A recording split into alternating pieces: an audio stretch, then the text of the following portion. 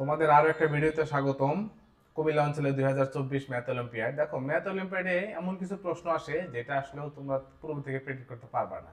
এই জন্য বেশি বেশি প্র্যাকটিস ছাড়া এটা সলভ করার কোনো ওয়ে নেই। এটা কোনো কোনো সিলেবাস নেই, এটা কোনো প্রশ্ন ব্যাংক নেই যে এইটুকুর মধ্যে আসবে বা এই অঙ্কগুলো আসবে, এটা কেউ বলতে পারবে না। ইভেন প্রিভিয়াস বোর্ডের প্রশ্নগুলো সলভ করলে যেখান থেকে কমন পড়বে এটা কোনো নিশ্চয়তা নেই। বাট তোমার যে প্রবলেম সলভিং স্কিলটা যে বাড়বে, এই জন্য এই সলভগুলো করা দরকার। তো আমরা এই কুমিল্লা অঞ্চল 2024 এইটাকে এখন স্টার্ট করব। তো তোমাদের জন্য আরেকটা সুখবর, আমার ম্যাথ অলিম্পিয়াডের একটা কোর্স আসতেছে যেখানে আমরা বেসিক জিনিসগুলো টোটাল 44টা বিষয়ের চ্যাপ্টার আছে, 44টা চ্যাপ্টার একদম ফাউন্ডেশন করে 44টা চ্যাপ্টারের উপরে আমরা অনুশীলন করব, প্র্যাকটিস করব। করার পরে যখন আমরা ফাউন্ডেশনটা একদম স্ট্রং হয়ে যাবে, দেন আমরা বোর্ডের প্রশ্নপত্রগুলো প্রায় 40-50টা বোর্ড প্রশ্ন যখন সলভ করব, দেন এটা একদম খুব ক্রিস্টাল ক্লিয়ার হয়ে যাবে। তোমরা অবশ্যই ভালো করতে পারবে। এটা শুধু ম্যাথ অলিম্পিয়াডের জন্য না, এটা তোমাদের তোমাদের যে একাডেমিক পড়াশোনা, একাডেমিক যে নলেজ ম্যাথ রিলেটেড, এইটা তোমাদের একদম ক্লিয়ার হয়ে যাবে। তোমাদের আর ম্যাথ নিয়ে আর কোনো প্যারা থাকবে না। তো দেখতে থাকো আমরা কি করাই। তো এখানে দেখো, আমি এই এই প্রশ্নটা সলভ করেছিলাম, বাট সাউন্ডের প্রবলেমের কারণে এটা আসে নাই। আমি আবার নতুন করে করতেছি। দুটি ধনাত্মক পূর্ণ সংখ্যার গুণফল 15, সংখ্যা দুটির গসাগু 1 হলে সংখ্যা দুটির লসাগু নির্ণয় করো। দেখো, যখন কোনো দুইটা সংখ্যার গসাগু 1 হবে, দ্যাট মিনস দুইটাই মৌলিক সংখ্যা। আদারওয়াইজ দুইটার গসাগু 1 হবে না, সহমৌলিক, তারা হবে সহমৌলিক। তো এখানে 15কে আমরা যদি ভাঙি, 1 এবং 15 আসে এবং 3 এবং 5 আসে, মানে দুইটা সংখ্যার গুণফল 15 হইলে একমাত্র 1 এবং 15 গুণফল 15 এবং 3 এবং 5 এর গুণফল 15, আদারওয়াইজ পসিবল না। এখন আমরা যদি দুই ভাবেই করার চেষ্টা করি, 15 এবং 1 এর লসাগু করলে এটাও 15 আসতেছে, 3 এবং 5 এর লসাগু করলে এইটাও 15 আসতেছে। দ্যাট মিনস এই লসাগু 15, এটা হলো অ্যান্সার। আশা করি বুঝতে পেরেছো। পায়েল ও প্রত্যয়ের বাসার দূরত্ব 21 কিলোমিটার। তারা চাইলো তারা একসঙ্গে দেখা করবে, সেজন্য পায়েল তার বাসা থেকে বেরিয়ে পড়ার কিছু সময় পর প্রত্যয় তার বাসা থেকে বেরিয়ে পড়লো। পায়েল তাদের বাসার মধ্যবর্তী মোট দূরত্বের 7/5 যাওয়ার পর প্রত্যয়ের সঙ্গে দেখা হলো। প্রত্যয় তার বাসা থেকে কত দূরত্ব অতিক্রম করেছিল? দেখো, পায়েল কিন্তু বাসা থেকে আগে বেরিয়েছে, দ্যাট মিনস পায়েল একটু বেশি দূরে যাবে, এটা স্বাভাবিক। তো এখান থেকে পায়েল শুরু করছে, এখান থেকে প্রত্যয় শুরু করছে। টোটাল দূরত্ব হলো 21 কিলোমিটার। তো পায়েল গেছে কত? টোটাল দূরত্বের 7/5, তার মানে 21-এর 7/5 পায়েল গেছে এই 15 কিলোমিটার। তাহলে পায়েল গেল 15 কিলোমিটার। তাহলে টোটাল দূরত্ব 21 কিলোমিটার। প্রত্যয় কি যাবে? প্রত্যয় বাকি 15, 21 - 15, বাকি 6 কিলোমিটার যাবে। এটার অ্যান্সার। বুঝতে পেরেছ আশা করি। Thank you. আমরা নেক্সট যাব।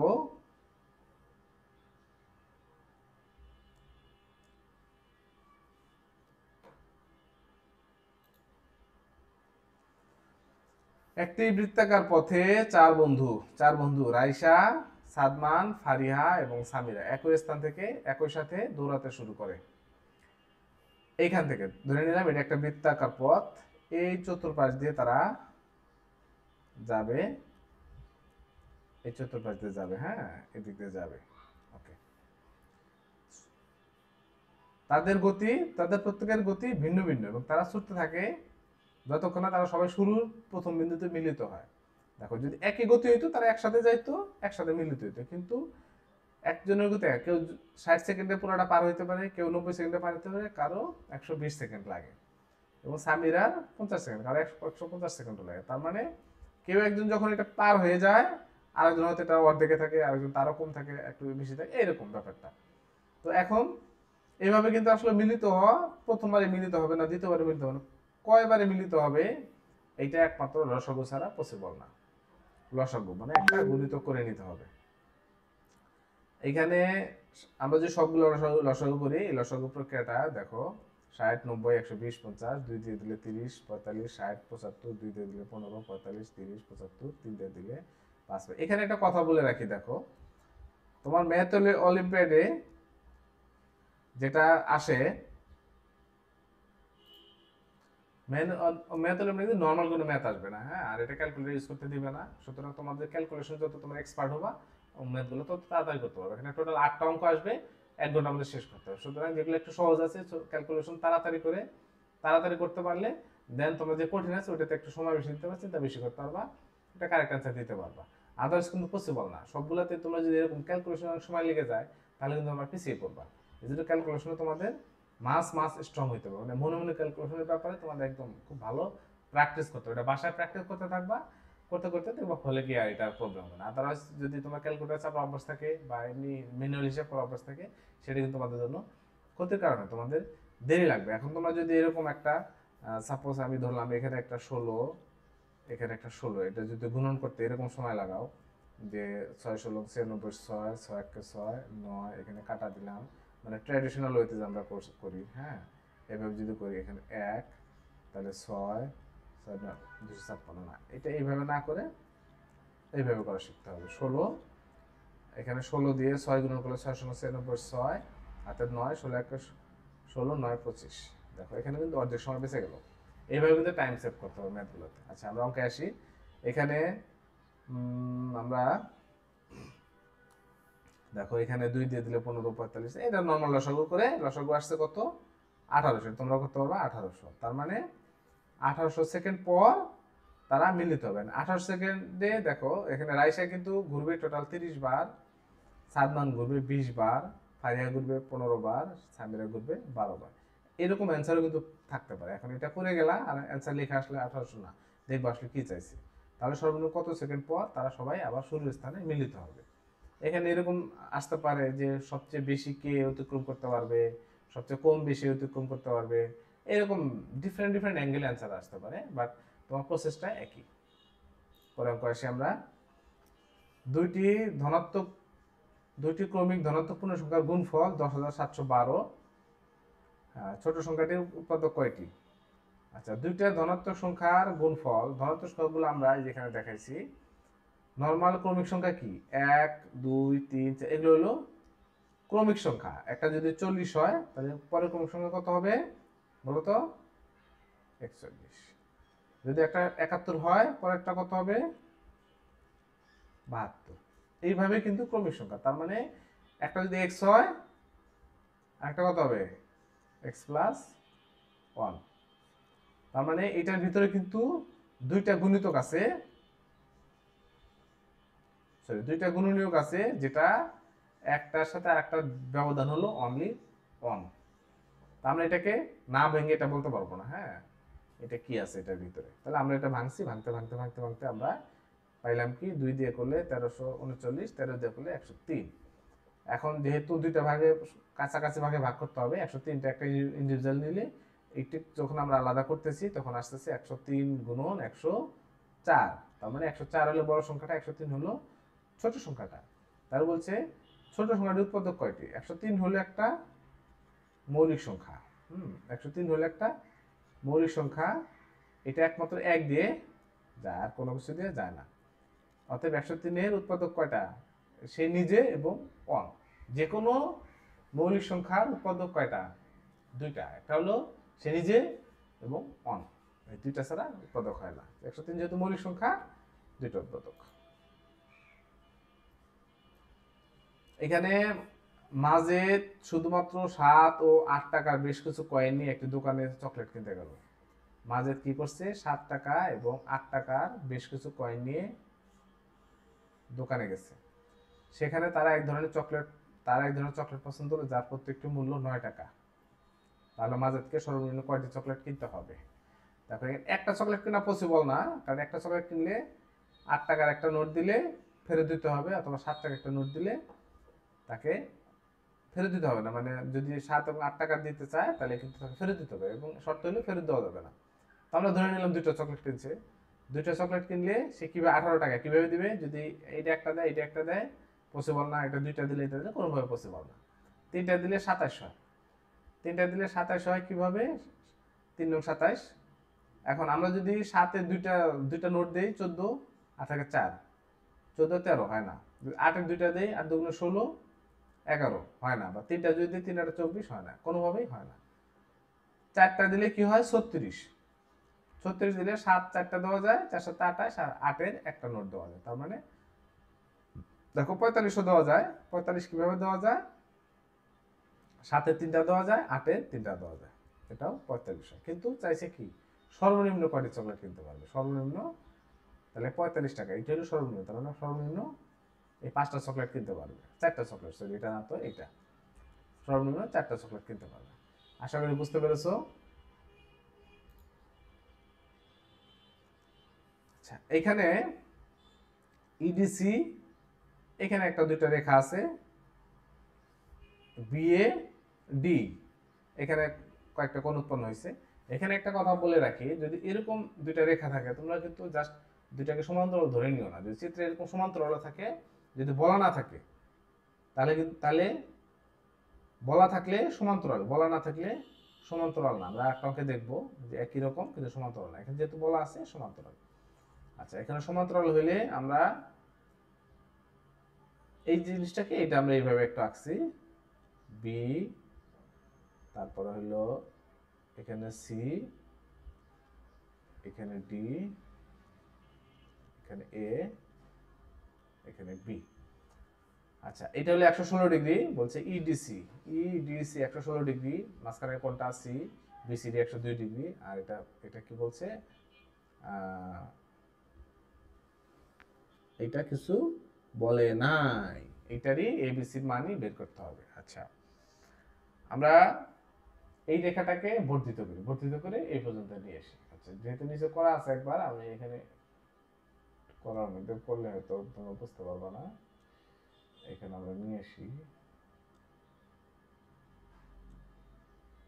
এটা এই রেখাটাকে বর্ধিত করি। হ্যাঁ, ওকে, এই রেখাটা বর্ধিত করলাম। এই দুইটা যেহেতু সমান্তরাল রেখা, সমান্তরাল রেখা, তার মানে এই কোণ আর এই কোণ সমান হবে। হ্যাঁ, এটা কি কোণ, একান্তর কোণ। এটা যে বুঝতে না পারো, আমার একটা বই আছে, ওই বইয়ের ভিতরে একদম সমান্তরাল, একান্তর কোণ, কোণ, ত্রিভুজ, একদম জিরো থেকে পুরো বেসিক একদম ক্লিয়ার করা আছে। ওই বইটা পড়লে তোমরা এটা বুঝতে পারবা, এই জিনিসগুলো সুন্দর করে লেখা আছে। আচ্ছা, এটা দুইটা হলো একান্তর কোণ। তো আমরা এখান থেকে দেখি, এইটা যদি 102 ডিগ্রি হয়, 102 ডিগ্রি হয়, এই কোণটা কয় ডিগ্রি হবে আমরা কি জানি, এক সরল কোণ সমান 180 ডিগ্রি, তাহলে এই কোণটা হবে 78 ডিগ্রি। আর এটা কত হবে, 116 ডিগ্রি হলে এটা কত হবে, 64 ডিগ্রি, 64 ডিগ্রি। তাহলে এটা 78, এটা 64, এটা কত হবে, তিনটা মিলে যেহেতু 180, তাহলে 78, 64, 6 আর 13, 14, 142। তার মানে ওই কোণটা হবে 180 থেকে 142 বিয়োগ দিলে কত হবে, 180 থেকে 142 হবে 38 ডিগ্রি। এই কোণটা হবে 38, তার মানে এটাও 38, এই যে এখানে এটাও 38। আবার এইখান থেকে এক সরল কোণ সমান 180 ডিগ্রি, তার মানে 180 থেকে যদি 38 বিয়োগ দিই তাহলে কত হবে, 142 ডিগ্রি। তার মানে এটার অ্যান্সার হলো 142 ডিগ্রি। আশা করি বুঝতে পেরেছো।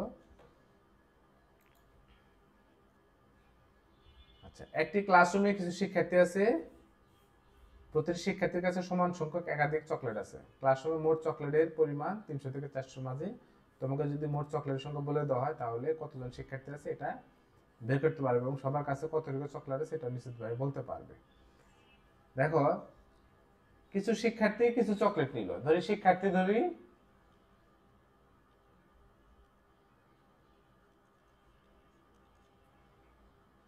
এস, চকলেট ধরি সি, তার মানে এস সি ইকুয়াল টু 300 থেকে 400 ভিতরে। হ্যাঁ, 300 থেকে 400 ভিতরে। এখানে বলেছে যে মোট চকলেটের সংখ্যা বলে দেওয়া যায়, মানে তোমাকে যদি মোট চকলেটের সংখ্যা বলে দেওয়া হয়, তাহলে তুমি কতজন শিক্ষার্থী বের করতে পারবে, সবার কাছে কত চকলেট আছে এটা নিশ্চিতভাবে বলতে পারবে। এখন ধরে নিলাম যে বলে দিল 320, হ্যাঁ, যে চকলেটের সংখ্যা 320, তার মানে আমরা কি করতে পারি, এখানে 16 জন, এখানে এস এর মান ধরতে পারি 16, সি এর মান ধরতে পারি 20, ধরলাম। কিন্তু এটা কিন্তু নিশ্চিত হলো না, উল্টাও কিন্তু হইতে পারে, এটাও কিন্তু 20 হইতে পারে, এটাও কিন্তু 16 হইতে পারে। বুঝতে পারছো? তাহলে কিন্তু নিশ্চিত হলো না, এটা কনফিউশন। আমি অ্যান্সার বের করলাম 16-20, আমার টিচার বললো যে না তোমার 16-20 কেন 20-16 হবে, তার মানে এখানে কনফিউশন। একজন 20 করলো, একজন 16 করলো, একজন 16 করলো, একজন 20 করলো, তার মানে যেহেতু নিশ্চিত হলো না, কারণ এমন একটা সংখ্যা হবে যেটা হবে বর্গ সংখ্যা। বর্গ সংখ্যা হইলে তখন কিন্তু নিশ্চিতভাবে বলা যাবে। সাপোজ এরকম যদি হয়, যেমন 7-7 49, হ্যাঁ, 7 × 7, তার মানে 7 জন শিক্ষার্থী, 7টা চকলেট। এখানে কিন্তু আর কারো কোনো কনফিউশন নেই, কারণ যেহেতু বলছে একাধিক শিক্ষার্থী, হ্যাঁ, একাধিক, এই যে ক্লাসরুমে কিছু শিক্ষার্থী মানে একজন না, তো এক তো কোনো অ্যান্সার করা যাবে না, হ্যাঁ, একের বেশি হবে। তার মানে 300 থেকে 400 মাঝামাঝি যে বর্গ সংখ্যা সেটা বের করো। 300 থেকে 400 মাঝামাঝি বর্গ সংখ্যা কি কি? আমরা এখানে 18 × 18, 19 × 19, 20 × 20, আমরা তিনটাই নিতে পারি। যদি 324 নেই, 324 নিলে কি হবে, 18 × 18, এটাকে মাঝখানে আরো ভাঙা যায়। 18 × 18, এখানে 9 × 2 × 18, এখানে বললাম যে 36 আর 9, তার মানে কি আবার আলাদা হয়ে গেল। 18 × 18 হয়, 36 × 9 হয়, এই 324 জিনিসটা। কিন্তু একমাত্র 19 × 19 এইটাকে আর অন্যভাবে এক্সপ্রেস করা যায় না। যে 361 সংখ্যাটাকে যদি বলা হয় চকলেটের সংখ্যা 361, দ্যাট মিনস 19 জন শিক্ষার্থী হবে, 19টা চকলেটই পাবে। এটা অন্য কোনোভাবে পসিবল না। 20 হইলেও একটু 20কে আরো ভাঙা যেতেছে, তার মানে এটা অ্যান্সার হলো 19 × 19 = 361, অর্থাৎ শিক্ষার্থী হলো 19 জন। এটা হলো এটা অ্যান্সার। আশা করি বুঝতে পেরেছো।